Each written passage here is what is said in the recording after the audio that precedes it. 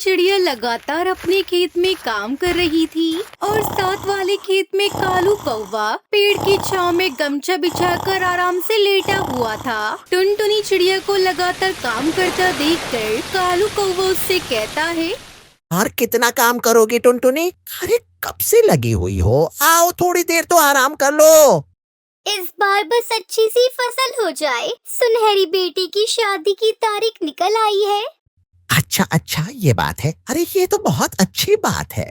आपको तो पता है कालू भैया कि शादी में कितने पैसे लगते हैं। काम नहीं करूंगी तो पैसे कहाँ से लाऊंगी।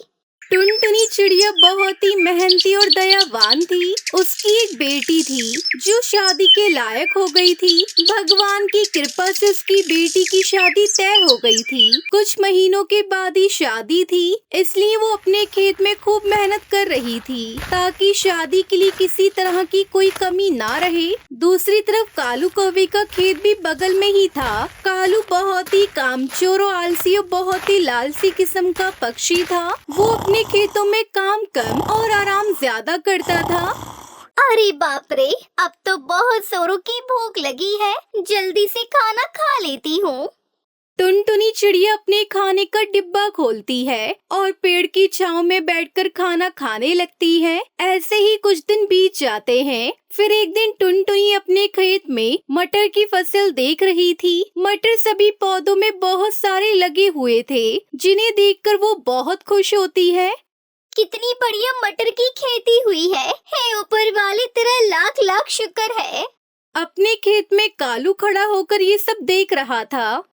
अरे इस टुनटुनी के खेत में मटर की फसल तो बहुत ही अच्छी हुई है और मेरे खेत में तो कम मटर लगे हैं। फिर अगले दिन टुनटुनी और कालू अपने मटर लेकर बाजार की ओर निकल पड़ते हैं। बाजार में अभी सीजन की नई नई मटर की फसल आई थी, इसलिए उसका दाम भी अच्छा था। देखते ही देखते दोनों के सारे मटर बिक जाते हैं और दोनों अपने अपने घर आ जाते हैं। घर आकर कालू अपनी पत्नी से कहता है, अरे तुम जानती हो इस बार बाजार में मटर के अच्छे दाम हैं और इस बार मेरे और टुनटुनी के अलावा इस जंगल के किसी भी पक्षी ने मटर की फसल नहीं उगाई है और उस टुनटुनी के खेत में तो मटर की पैदावार बहुत ही अच्छी हुई है। अब हमें जल्दी से उसका कुछ करना ना होगा, नहीं तो वह ज्यादा पैसे वाली हो जाएगी। नहीं, ऐसा तो नहीं होने दूंगी मैं। कालू जी, जल्द से जल्द कुछ तरकीब सोचनी होगी। आधी रात को वो दोनों टुनटुनी के खेत की ओर जाते हैं। वहाँ सुंदरी मटर की बेल को तोड़ती है जो मटर से भरी हुई थी। अरे वाह, देखो तो कालू जी, ये बेल तो मटर से भरी हुई है। इसमें कितने सारे मटर हैं। इसको बेच के ना अच्छे खासे पैसे मिल जाएंगे। अरे इस बार हमारे पास पैसे ही पैसे होंगे। अरे चलो अभी जल्दी करो, पहले उसके खेत से और अपने खेत से सारे मटर तोड़ने हैं। वो दोनों मिलकर रात में ही सारे मटर के पौधे उखाड़ देते हैं और मटर तोड़ लेते हैं और अपनी बोरियों में भरकर सारे मटर घर ले आते हैं और घर के पीछे पुराने छोटे से स्टोर रूम में मटर को छुपा देते हैं। उधर अगली सुबह टुनटुनी जब अपने खेतों में जाती है तो वहाँ मटर न पाकर वो बहुत रोती है।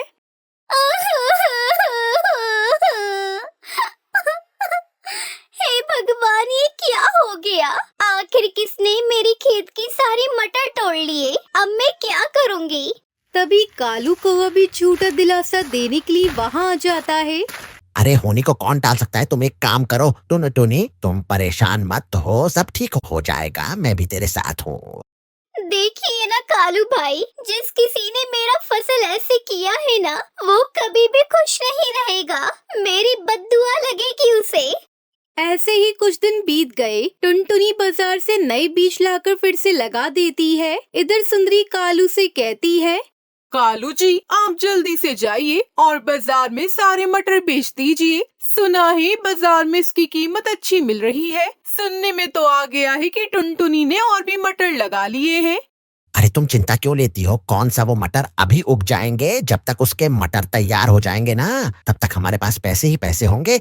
दूसरी तरफ टुनटुनी अपनी बेटी के साथ खाना खा रही थी। तभी घर के बाहर दस्तक होती है। जब चिड़िया दरवाजा खोलती है तब वो देखती है कि एक बूढ़ा तोता जो खाना मांग रहा था क्योंकि उसको बहुत भूख लगी थी। टुनटुनी उस पक्षी को अपने हिस्से का खाना दे देती है। वो बाबा कोई मामूली पक्षी नहीं था, उसके पास जादू था जो कि अपने जादू से सब कुछ देखता है। और उसके बाद वो एक बोतल में गंगा जल देता है और उसे अपने खेतों में छिड़कने को कहता है। टुनटुनी उस गंगा जल को जैसे ही छिड़कती है उसके खेतों में मटर के छोटे छोटे पौधे बड़े हो जाते हैं। अब मटर से वो सारे पौधे भर चुके थे। ये सब देखकर टुनटुनी बहुत खुश होती है और वो जैसे ही पौधों से मटर तोड़ती है उसकी जगह नए मटर आ जाते हैं। ये देखकर वो बहुत खुश हो जाती है। फिर वो मटर को लेकर बाजार में ले जाती है। उसकी बहुत अच्छी कमाई होती है और कुछ ही दिनों में वो बहुत अमीर हो गई और बहुत ही धूमधाम से टुनटुनी ने अपनी बेटी सुनहरी की शादी कर दी। एक दिन रात के अंधेरे में कालू और सुंदरी टुनटुनी के खेत में जाते हैं। सुंदरी, हमें जल्दी से इस टुनटुनी के सारे मटर तोड़ने हैं और मटर की फसल खराब कर देना है। इसके खेत में एक भी दोबारा मटर ना हो पाए। ठीक है जी, हम सब बर्बाद कर देंगे। सुंदरी जैसे ही मटर के खेत में पैर रखती है उसे तभी पैर में जोरदार का झटका मारता है और वो दूर जाकर गिरती है। अरे मर गई रे, मैं तो मर गई रे।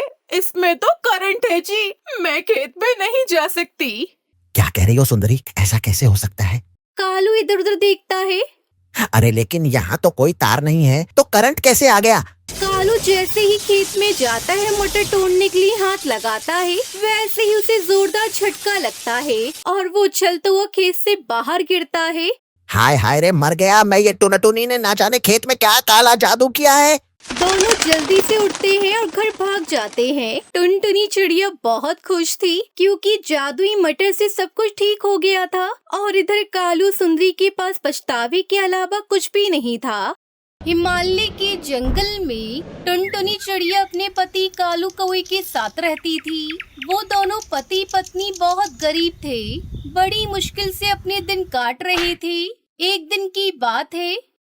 इस बार क्या सोचा है जी, क्या लगाओगे?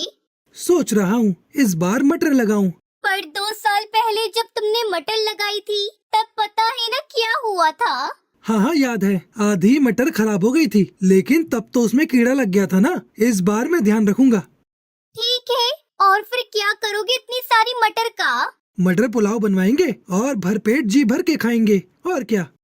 कालू कौवे की बात सुनकर उसकी पत्नी टुनटुनी चिड़िया भी हंस पड़ी। बारिश का मौसम आने वाला था तो इस बार कालू ने तय किया कि वो अपने खेतों में मटर लगाएगा। उसने बड़ी मेहनत से खेत को तैयार किया और मटर के बीज भी बो दिए। कुछ दिनों बाद पहले पौधे आए और फिर उन पर हरी हरी मटर लगनी भी शुरू हो गई। टुनटुनी, ओ टुनटुनी, चलो जरा तुम्हें कुछ दिखाना है। कालू कौवा टुनटुनी चिड़िया को मटर के खेत में ले जाता है। खेत देखकर टुनटुनी चिड़िया के चेहरे पर भी मुस्कान आ गई। पूरा खेत हरी भरी मटरों से भरा हुआ था।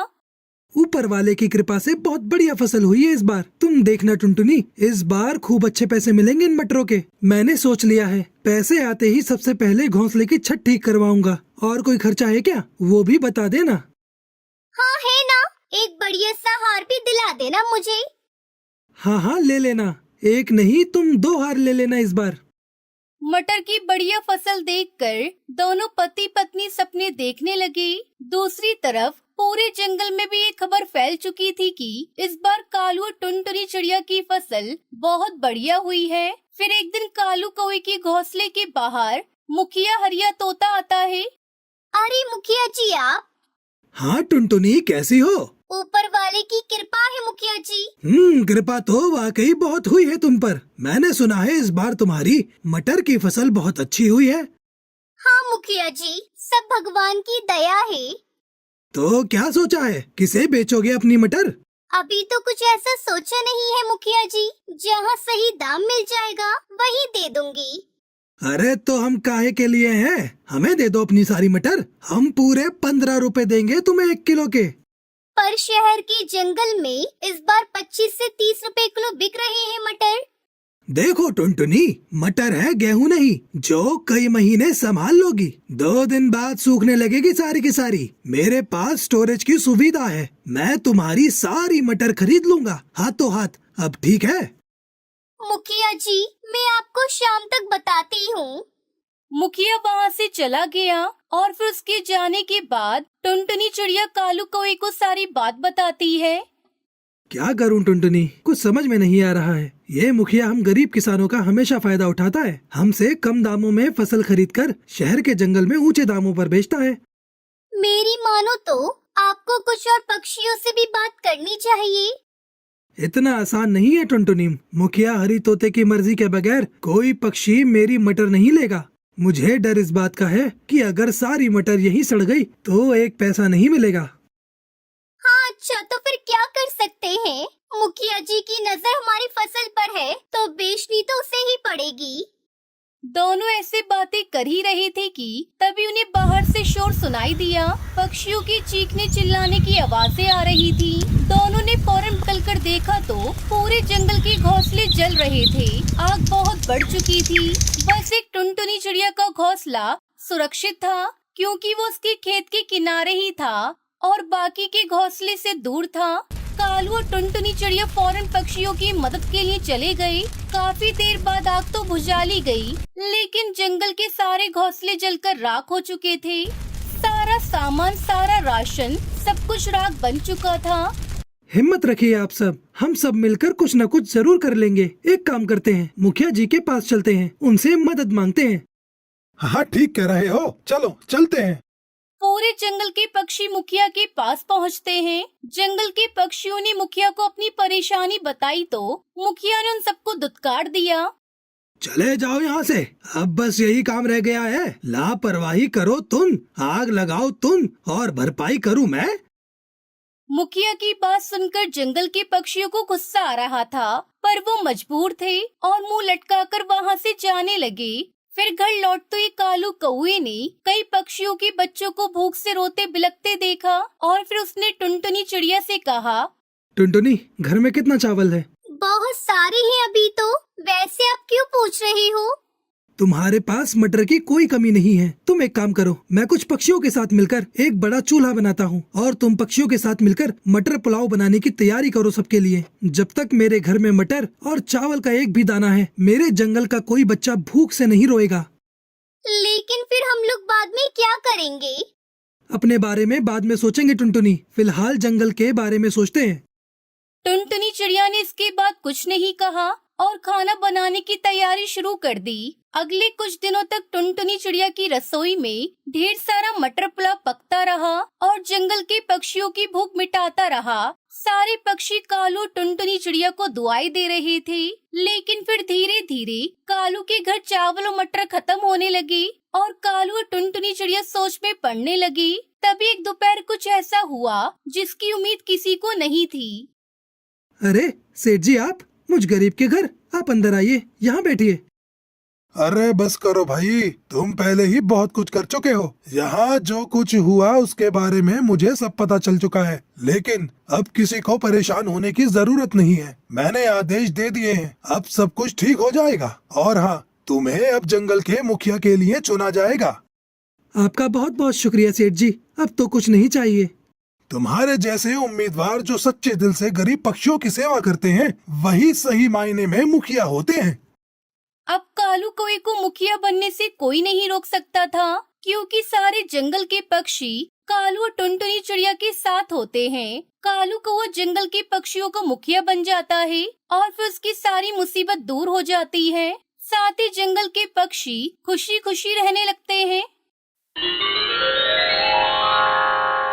सुंदरवन के घने जंगल में मूसलाधार बारिश होने लगी। गरजते बादलों से आसमान भड़कने लगा। जोरों की हवा से जंगल में पेड़ बहुत हिल रहे थे। उससे घोंसले गिर जाने पर बहुत उदास होकर एक पेड़ के ऊपर टुनटुनी चिड़िया, कालू कौवा, बंटी कबूतर और टूनी चिड़िया सभी एक जगह रहते हैं। टुनटुनी चिड़िया बारिश और हवा से डरते हुए अपने दोस्तों से कहती है, मैंने बहुत बार बोला था कि मिट्टी का घर ही अच्छा है। ऊपर से तुम सब मेरा मजाक उड़ाते थे।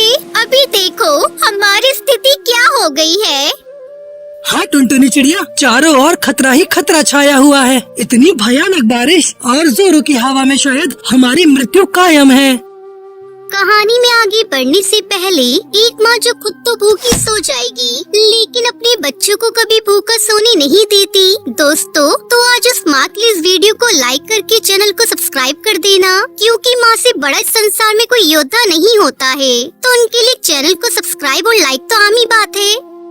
हाँ टुनटुनी चिड़िया, जोरों की बारिश और जोरों की हवा से बांस की लकड़ियों का घर भी नहीं रहा। सिर्फ मिट्टी का घर ही बारिश से और गड़गड़ाहट से हमें बचा सकता है। तुम तो बहुत बार बोली पर हमने नहीं सुनी। अब देखो तुम्हारी बात न मानकर हम सब बारिश में भीगने की सजा भुगत रहे हैं। माफ कर दो टुनटुनी चिड़िया, अब हम क्या करें? हम सब तुम्हारी मदद करेंगे, सिर्फ अभी ही नहीं बल्कि हमेशा के लिए। बस अभी इस बारिश से हमें बचा लो। लेकिन अब इतनी मूसलाधार बारिश में भीगी हुई मिट्टी से घर बनाना तो नामुमकिन है। लेकिन हम ऐसे बारिश में भी भीग नहीं सकते ना, तो अब हम क्या करें? मैं भी वही सोच रही हूँ। एक काम करते हैं, कालू भैया पहले घर बनाने के लिए पत्थर लाएंगे, फिर बंटी भैया मिट्टी ले आएंगे। ठीक है टुनटुनी चिड़िया, मैं भी जाता हूँ। ये तो मेरे बाएं हाथ का खेल है। ऐसा कहकर कालू कौआ उस पेड़ से उड़कर बारिश में भीगकर बरसते बादलों से डरकर पूरा जंगल ढूंढने लगा। जोरों की बारिश होने पर चारों ओर बाढ़ का पानी ही था। उसे मिट्टी या पत्थर कहीं दिखाई नहीं देते। कालू कौआ पूरा जंगल घूम घूम कर थक हार कर वापस अपने दोस्तों के पास लौटता है। तभी बंटी कबूतर उससे कहता है, क्या रे कौआ, बहुत बातें बोल रहा था तू तो। ये तो मेरे बाएं हाथ का खेल है। अब बता कहाँ है पत्थर? कालू को उदास चेहरा लेकर सबसे कहता है, इतनी बारिश में पानी ही रहेगा ना, मिट्टी और पत्थर थोड़ी ना मिलेंगे। सबको पता था कि तुम्हें पत्थर नहीं मिलेगा और ना ही मिट्टी, लेकिन तू हमारी बात नहीं सुनता ना, इसलिए हम सब चुप रहे। टुनटुनी चिड़िया के ऐसे कहने पर कालू को चुप रह जाता है। इतने में आसमान से गड़गड़ाहट आकर उस पेड़ पर पड़ती है। फिर उस पेड़ को आग लग जाती है। सभी पक्षी हवा में उड़ जाते हैं। आग जल रही थी। उस पेड़ को देखकर सभी पक्षी डर गए। तभी टुनटुनी चिड़िया अपने मन में कहती है, लगता है इन सबको मेरी कीमत समझ में आ गई है। अब इन सबको और परेशान करना ठीक नहीं है। मेरे पहले से बनाए मिट्टी के घर में मैं इन सबको ले जाती हूँ, तब इन्हें मेरी दूरदृष्टि समझ में आएगी। उसके बाद बारिश में भीग के जल रहे पेड़ को देखकर डर रहे पक्षियों से टूनी चिड़िया कहती है, देखिए लगता है इतनी जल्दी बारिश कम नहीं होगी। बताओ ना हम सब क्या करें?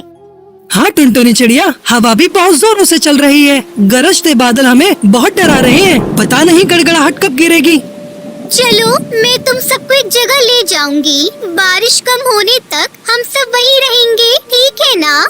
टुनटुनी चिड़िया के कहने पर सभी पक्षी खुश होकर सर हिलाते हैं। टुनटुनी चिड़िया आगे जाने लगी। बाकी पक्षी चिड़िया के पीछे जाने लगे। थोड़ी दूर जाने के बाद पक्षियों को एक जगह मिट्टी का घर दिखाई देता है। सभी पक्षी बहुत खुश होते हैं। चिड़िया के साथ सभी पक्षी उस मिट्टी के घर में आते हैं। चिड़िया उस घर में बॉनफायर जलाती है। सभी पक्षी बॉनफायर की ओर बैठकर गर्मी सेक रहे थे। टुनटुनी चिड़िया सच बोल, ये मिट्टी का घर तेरा ही है ना? हाँ मेरा ही है। उस दिन मैंने तुम सबसे बोला पर तुम में से किसी ने मेरी बात नहीं सुनी। दिन रात मेहनत करके मैंने अकेली ने ये मिट्टी का घर बनाया। यही मिट्टी के घर ने आज हम सबकी जान बचाई है। टुनटुनी चिड़िया सच में हम सब तुम्हारे बहुत आभारी रहेंगे। तुम्हारा जैसा दोस्त पाकर हम सब बहुत खुश हैं। अरे अब तक तो हम सब बारिश में भीगकर मर जाते, लेकिन तुमने हमें बचा लिया टुनटुनी। लेकिन अभी तो हमें बहुत भूख लग रही है, अब उसका क्या करें? अरे दोस्तों, उसका पूरा इंतजाम भी मैंने कर रखा है। मुझे पता है तुम सबको क्या पसंद है, मैं अभी लाती हूँ। ऐसा कहकर टुनटुनी चिड़िया उस मिट्टी के घर में रखे चूल्हे पर खिचड़ी पकाती है और सबको खिलाती है। वो सब खुशी खुशी खिचड़ी खाते हैं। टुनटुनी अपने दोस्तों को मूसलाधार बारिश से बचाकर अपने मिट्टी के घर में सबके साथ खुशी खुशी रहने लगती है।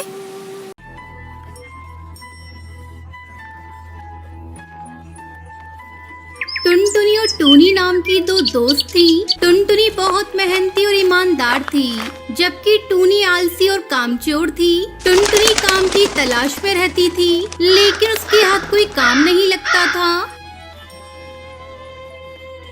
एक दिन ऐसे ही वो अपने घर में सो रही थी। अचानक उसके घोंसले की खिड़की के बाहर बिजली चमकी। टुनटुनी घबराकर उठ गई। उसने देखा कि खिड़की के पास एक परी हवा में उड़ रही है। ये देख टुनटुनी चौंक गई। अरे ये तो एक परी है, कहीं मैं सपना तो नहीं देख रही ना? वो परी घोंसले के अंदर आई। टुनटुनी, तुम बहुत अच्छी चिड़िया हो, मैं तुम्हें कुछ देना चाहती हूँ। तब तक आप लोग हमारे इस वीडियो को लाइक और अगर आपने हमारे चैनल को सब्सक्राइब नहीं किया है तो जल्दी से सब्सक्राइब कर लें और कमेंट सेक्शन में जरूर बताएं कि आपको हमारी ये कहानी कैसी लगी। परी टुनटुनी को एक तस्वीर देती है। टुनटुनी, ये जादुई मिट्टी की घर की तस्वीर है। इस घर में बहुत सारे हीरे जवाहरात छुपे हैं जो तुम्हें मिल जाएंगे, लेकिन घने जंगल में छुपे इस घर को तुम्हें खुद ही ढूंढना होगा। और याद रहे, अगर तुमने लालच करके कुछ मांगा तो तुम हमेशा के लिए इस घर में कैद हो जाओगी। अगले दिन टुनटुनी ने अपने दोस्त टूनी को ये सारी कहानी बताई और उस तस्वीर को अपने साथ लेकर वो दोनों जादुई मिट्टी के घर की तलाश में निकल पड़े।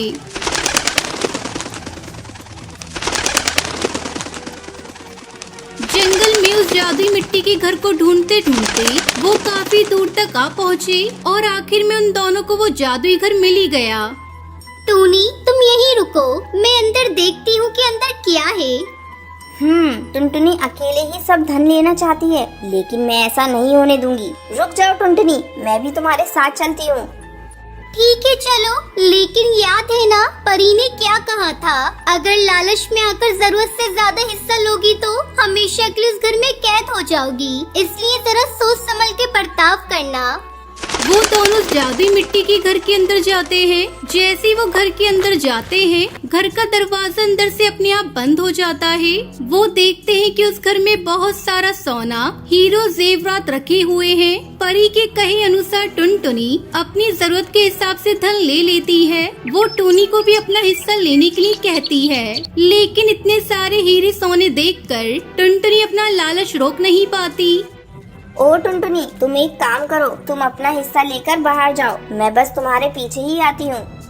देखो टूनी, मैं तुम्हें फिर एक बार कहती हूँ, जितना जरूरी है बस उतना ही धन लेना, लालच किया तो पछताओगी। अरे हाँ, तुम फिक्र मत करो, मैं सब देख लूंगी। अब जाओ बाहर जाकर मेरा इंतजार करो, मैं आई अभी। जैसे ही टुनटुनी बाहर आई, टूनी चिड़िया पर उसका लालच हावी हो गया। वो उस घर में पड़ा सारा सोना, हीरे जेवरात एक साथ इकट्ठे करने लगी। तभी अचानक उस घर में एक तेज रोशनी चमकी। उस घर का दरवाजा अंदर से बंद हो गया। वो सारा सोना, हीरे जेवरात एकदम से गायब हो गए और उन्हीं के साथ वो घर भी गायब हो गया। टुनटुनी बाहर खड़ी ये सब नजारा देख रही थी और उस घर के साथ साथ उसकी दोस्त टूनी चिड़िया भी गायब हो गई। वो जादुई घर और टूनी दोनों कभी उस जगह वापस नहीं आए। इसलिए दोस्तों, हमें लालच नहीं करना चाहिए। लालच की वजह से टूनी चिड़िया और धन भी गायब हो गया। तभी कहते हैं, लालच बुरी बला है।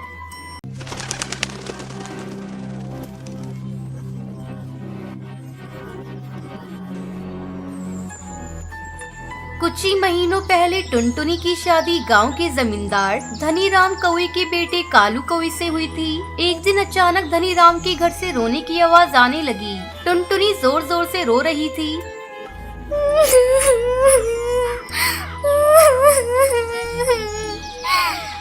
माँ जी, मेरी बेटी को छोड़ दीजिए, मत मारिए मेरी बेटी को। मेरी बेटी ने आपका क्या बिगाड़ा है?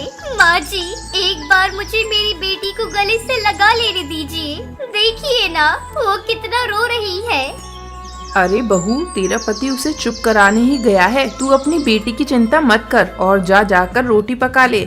तब तक आप लोग कमेंट पे बताएं 34 + 56 + 78 कितने होते हैं? मैं यहाँ से कहीं नहीं जाऊंगी। सुनते हो जी? खोलो दरवाजा।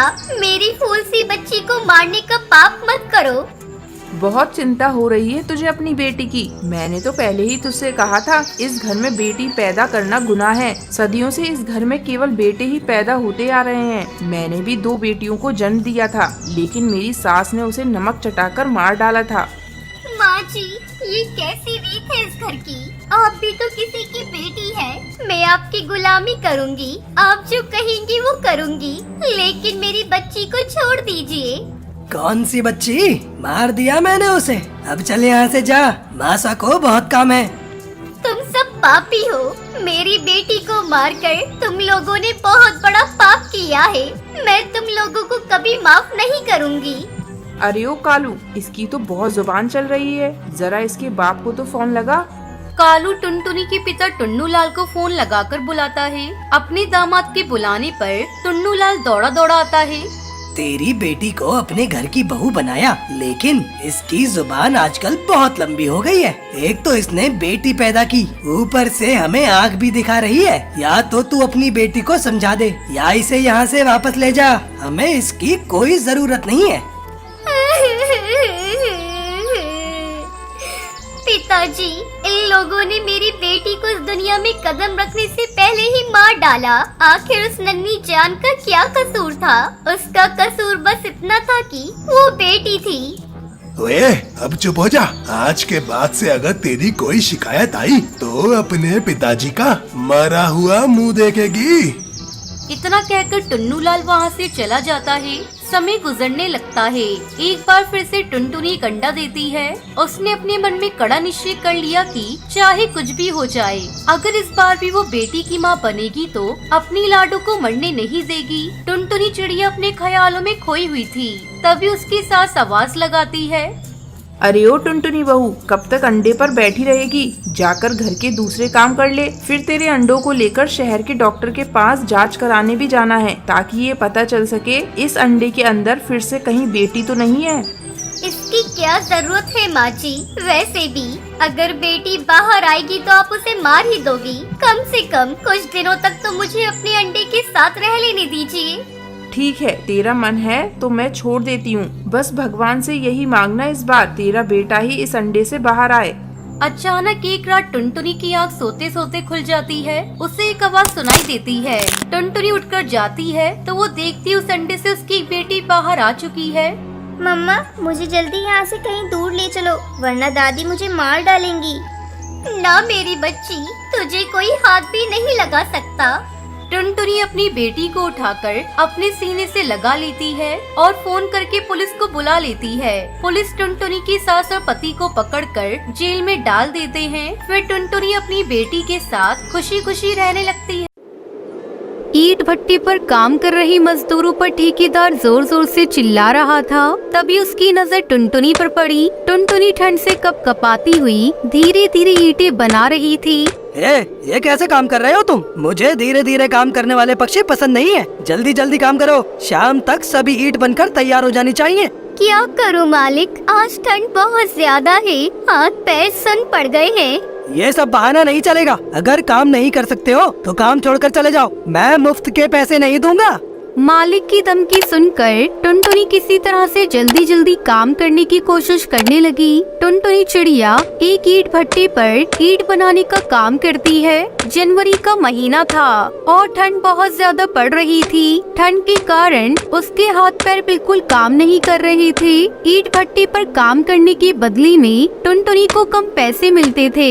उन पैसों में उसका उसके परिवार का पेट भी नहीं भर पाता था। टुनटुनी चिड़िया के परिवार में उसकी बूढ़ी माँ और बेटी रानी थी। ऊपर से ये ठंड का मौसम टुनटुनी के लिए बहुत बड़ी मुसीबत था। टुनटुनी जल्दी जल्दी ईंटें बना रही थी, लेकिन उसकी आंखें तो ऊपर आसमान पर थी। तभी उसके साथी तोताराम ने कहा, तब तक आप लोग कमेंट में बताएं 20 - 10 × 5 कितने होते हैं। टुनटुनी बहन, ऊपर क्या देख रही हो? तोता भाई, ना जाने ऐसा क्यों लग रहा है कि आज आसमान से आफत बरसने वाली है। सही कह रही हो बहन, आज मौसम बहुत खराब है। दिन में ही अंधेरा छाया हुआ है। आज तो एक पल के लिए सूरज नहीं निकला। ठंड भी बहुत पड़ रही है। जब भट्टी के पास जाता हूँ तो वहाँ आग की गर्मी से थोड़ी राहत मिलती है। वहाँ से हटने का मन ही नहीं करता।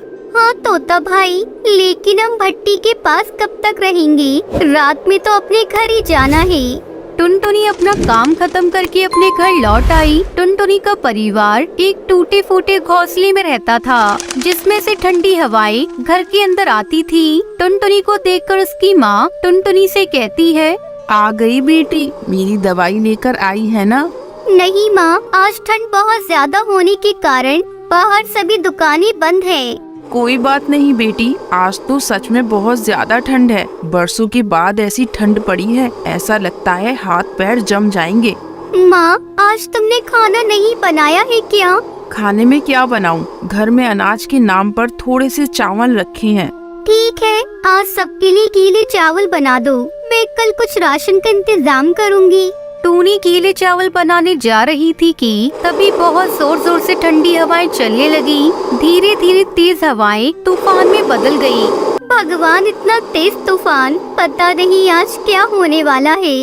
तूफान इतना तेज था कि टुनटुनी का घोंसला हिलने लगा, जिसे देखकर टूनी और रानी बेटी डर गए। माँ, हमारी झोपड़ी तो हिलने लगी, अब हम सब मारे जाएंगे।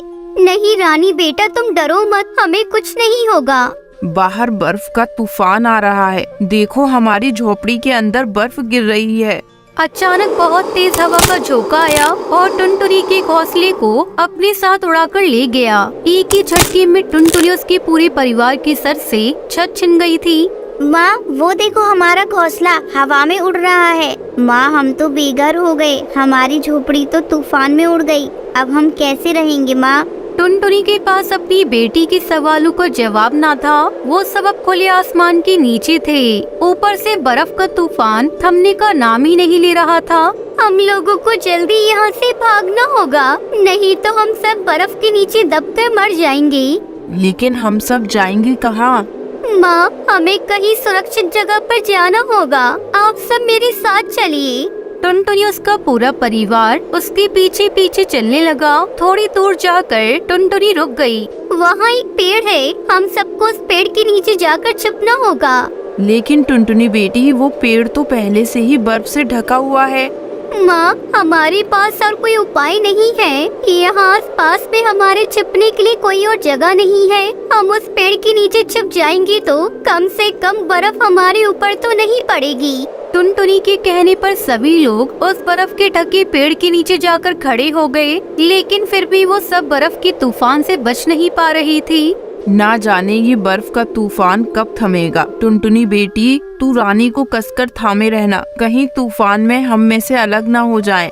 जैसे तैसे रात गुजरी और सवेरा हो गया। बर्फ का तूफान भी अब थम चुका था।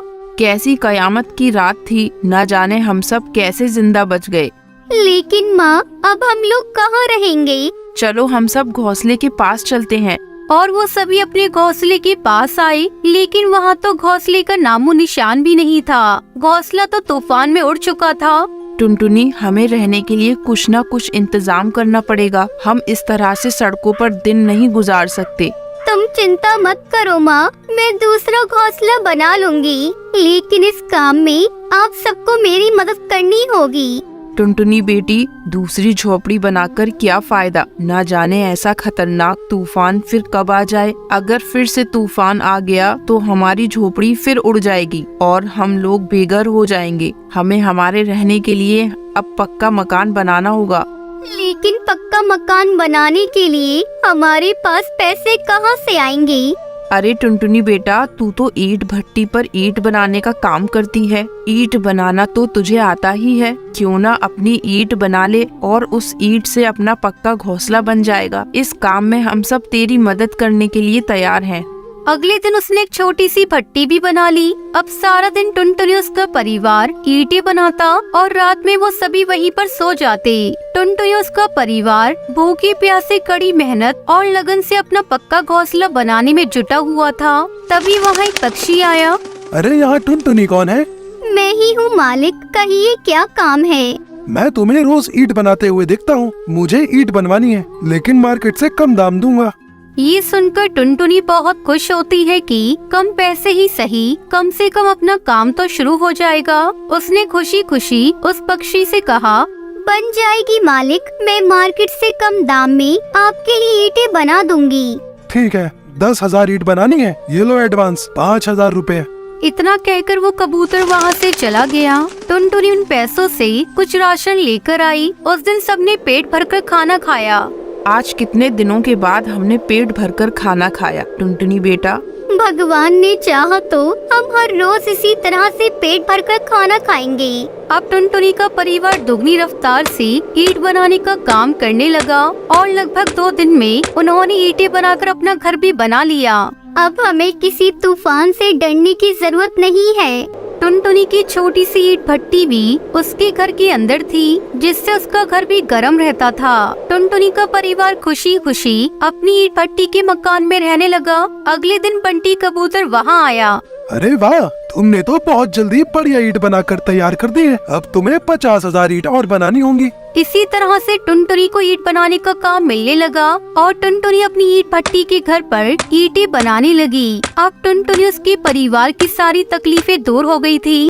कालू को एक छोटे से गांव में रहता था। उसके घर में उसकी बीवी टुनटुनी और 2 बच्चे रहते थे। कालू को एक किसान था। उसके पास काफी जमीन थी, जिस पर वो मौसमी फल लगाकर उन्हें बाजार में बेचा करता था। कालू कोई के बड़े बाजार में फलों की बहुत बड़ी दुकान थी। उसकी दुकान पर हमेशा ताजे और अच्छे फल मिलते थे, इसलिए पक्षी उससे फल खरीदना पसंद करते थे। कालू को अपनी बीवी टुनटुनी चिड़िया से कहता है, आम की बहुत अच्छी फसल हुई है, लगता है पेड़ों पर खूब आम आएंगे। इस बार यदि मुनाफा अच्छा हुआ तो मैं तुम्हें सोने का हार बनवा कर दूंगा, ठीक है?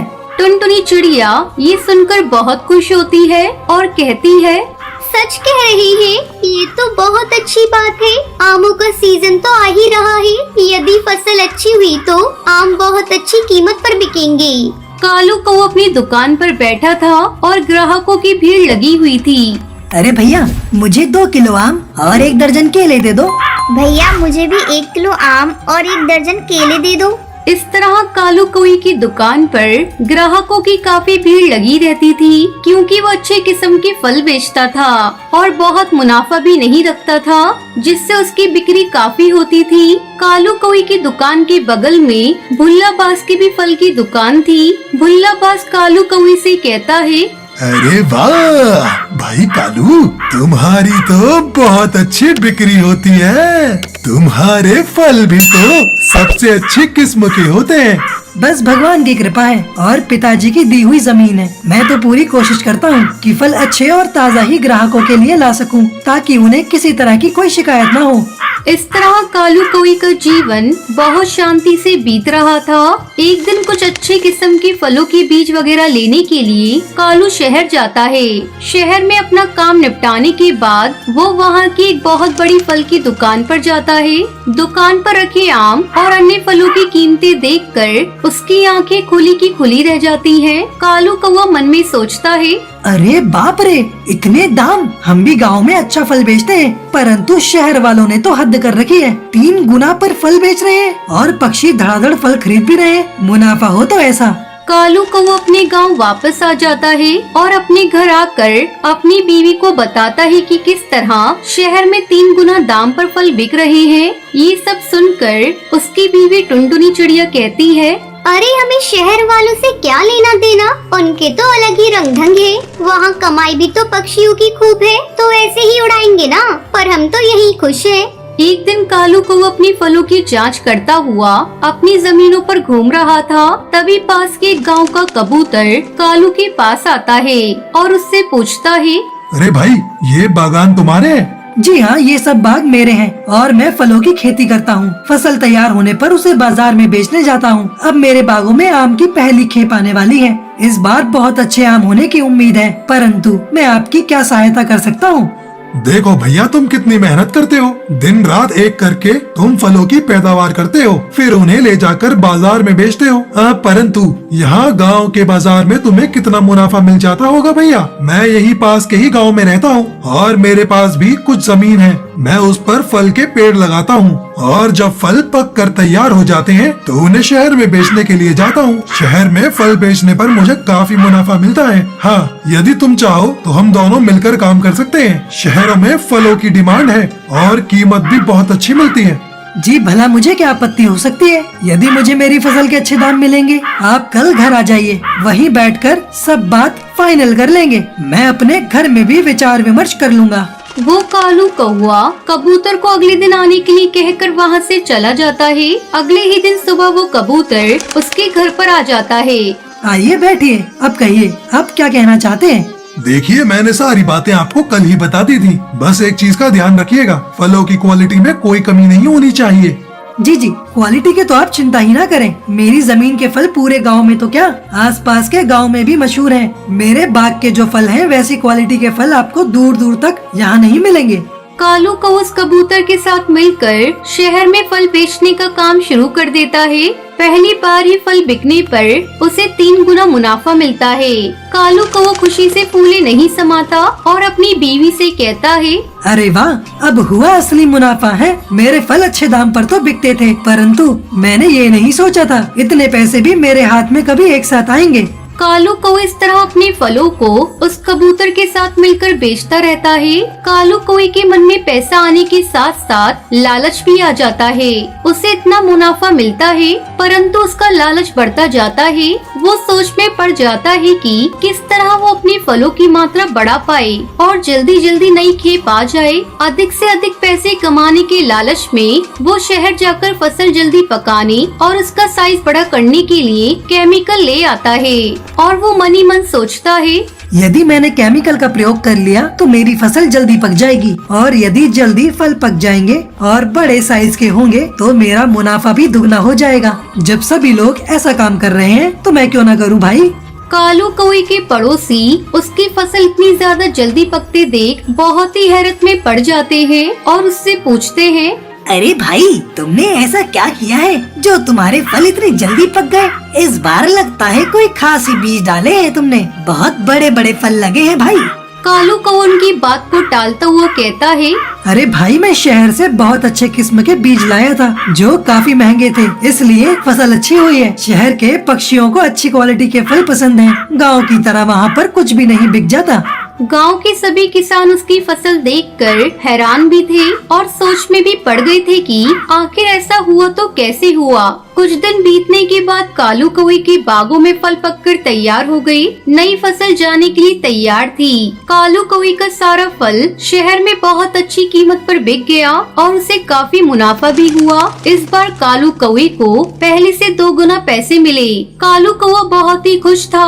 2-3 दिन बीत जाने के बाद वो कबूतर कालू कौए के घर आता है और उससे कहता है, तुमने ये क्या किया है? तुम्हारा अच्छा भला काम चल रहा था। अपने फलों के साथ मैंने तुम्हारे फल जिस दुकान पर सप्लाई की है, सभी जगह से तुम्हारे फलों की शिकायत आई है। मैंने तुम्हें पहले ही समझाया था भैया कि फलों की क्वालिटी अच्छी होनी चाहिए, तभी उसके मनचाहे दाम मिलेंगे और डिमांड भी आएगी। परंतु तुमने लालच में आकर जल्दी फल पकाने के चक्कर में उन पर केमिकल का प्रयोग किया है, जिससे फल बड़े साइज के और जल्दी पक गए। तुमने लालच में आकर ऐसा कर तो लिया, परंतु तुम्हें सोचना चाहिए था कि इस बात का खुलासा तो हो ही जाएगा। सभी दुकानों से तुम्हारे यहाँ के फल वापस आ गए हैं। अब तुम्हें उन सभी फलों के कोई पैसे नहीं मिलेंगे। तुम्हें अच्छा भला मुनाफा मिल रहा था, परंतु लालच में आकर तुमने सारा काम खराब कर दिया भैया। आज के बाद मैं तुम्हारे साथ काम नहीं करूँगा, क्योंकि इससे मेरी इज्जत भी मार्केट में कम हो जाएगी। हाँ, गांव में ये बात आग की तरह फैल जाती है कि कालू कौए ने अपनी फलों पर केमिकल का प्रयोग किया, जिससे वो फल पक सके। कालू कौआ मजबूर होकर वापस आए हुए फलों को गांव के बाजार में बेचने जाता है, परंतु बाजार के सभी व्यापारी उसे वहां फल बेचने से मना कर देते हैं। देखो कालू कौआ, हमें सारा सच पता चल गया है। तुमने केमिकल लगाकर फलों को जल्दी पकाने की कोशिश की, जिससे तुम्हारे फल क्वालिटी टेस्ट में फेल हो गए। भैया, अब तुम खराब फलों को यहाँ बेचने आए हो, तुम्हें ऐसा नहीं करने देंगे। कालू कौआ वहाँ से भी भगा दिया जाता है। अब वो न इधर का रह जाता है न उधर का। उसका हशर ऐसा हो जाता है जैसे कि धोबी न घर का न घाट का। उसे बहुत पछतावा होता है। अच्छा भला उसका काम चल रहा था, परंतु लालच में आकर उसने अपने जमे जमाए काम पर पानी फेर दिया। इसलिए कहते हैं कि इंसान को लालच में अंधा नहीं होना चाहिए। बहुत समय पहले सुंदरवन के जंगल में टूनी चिड़िया अपनी 5 बहुओं के साथ रहती थी। टूनी चिड़िया के बेटे बड़े बड़े ऑफिस में काम करते थे, फिर अपनी सारी कमाई अपनी माँ के हाथों में देते थे। एक दिन बड़ी बहू टुनटुनी अपने पति बंटी कबूतर से कहती है, क्यों जी, दिन भर घर का सारा काम करे हम और पैसे लेंगी वो माँ जी। कान खोलकर सुन लो, अगले महीने से सारे पैसे लाकर मुझे देना। एक एक पैसे के लिए माँ जी के सामने हाथ फैलाना पड़ता है। अच्छा ठीक है भाग्यवान, अगली बार से पैसे मैं तुम्हें ही ला कर दूंगा। अगर माँ कुछ कहेंगी तो मैं उन्हें समझा दूंगा। अगले महीने से टुनटुनी अपने पति की सारी कमाई खुद रखने लगती है। उसकी देखा देखी छोटी बहू पिंकी चिड़िया भी अपने पति से पैसे की डिमांड करती है। पिंकी चिड़िया की बातें टूनी चिड़िया सुन लेती है। वो पिंकी चिड़िया पर चिल्लाते हुए कहती है, अरे बहू, तू पैसे लेकर क्या करेगी? आज तक तो तूने कभी पैसे नहीं मांगे, आज तुझे क्या हो गया? चुप हो जा बुढ़िया, मैं अपने पति से बात कर रही हूँ। अपने पति की कमाई पर मेरा हक है। पिंकी बहू, मैं तुम्हें कुछ कह नहीं रही, इसका मतलब ये नहीं कि तू मुझे डांटेगी। चल अब बहुत हुक्म चला लिया, अब जा और जाकर घर का काम कर। अपनी सास की बातें सुनकर पिंकी चिड़िया रोने लगती है। माँ जी, आप केवल मुझे ही डांट रही हैं। बड़ी भाभी टुनटुनी को कुछ नहीं कहती, वो भी तो अपने पति की सारी कमाई रखती हैं। पिंकी बहू, अगर टुनटुनी करती है तो इसका मतलब ये नहीं कि तू भी वही गलती करे। फिर टूनी चिड़िया पिंकी चिड़िया के हाथों में झाड़ू पकड़ा देती है। अब रोना धोना छोड़, जाकर कमरे की सफाई कर। पिंकी चिड़िया चुपचाप कमरे की सफाई करने लगती है। इसी तरह कई दिन गुजर जाते हैं। एक दिन टूनी की बहू भूरी उसके पास आती है। माँ जी, आजकल गर्मी बहुत ज्यादा बढ़ गई है, मेरे कमरे में एसी लगवा दीजिए। तू पागल हो गई है क्या? तुझे पता है डेली का बिल कितना आ रहा है? ये हाथ वाला पंखा, इसी से अपना काम चला, और ये एसी वेसी के सपने देखना छोड़ दे। भूरी मुंह फुलाकर वहाँ से चली जाती है। एक दिन टुनटुनी चिड़िया की सहेली चंपा कौवी उसके घर आती है। अरे टुनटुनी, जरा एसी चला, बहुत गर्मी हो रही है। क्या बताऊँ चंपा बहन, मेरी सास तो एसी लेने ही नहीं देती। दिन भर बस चिक चिक चिक चिक करती रहती है। कैसे अपनी सास से पीछा छुड़ाऊं, कुछ समझ में नहीं आ रहा है। टुनटुनी, तू मेरी एक बात मान, तू किसी तरह अपनी सास को इस घर से बाहर निकाल दे। तभी टूनी चिड़िया किसी काम से टुनटुनी के घोंसले में आती है और टुनटुनी की सहेली की बातें सुन लेती है। टुनटुनी बहू, तुम्हारी ये सहेली कैसी सलाह दे रही है? इसे जल्दी इस घर से जाने के लिए कहो और आगे से तुम इससे मेल जोल नहीं रखोगी।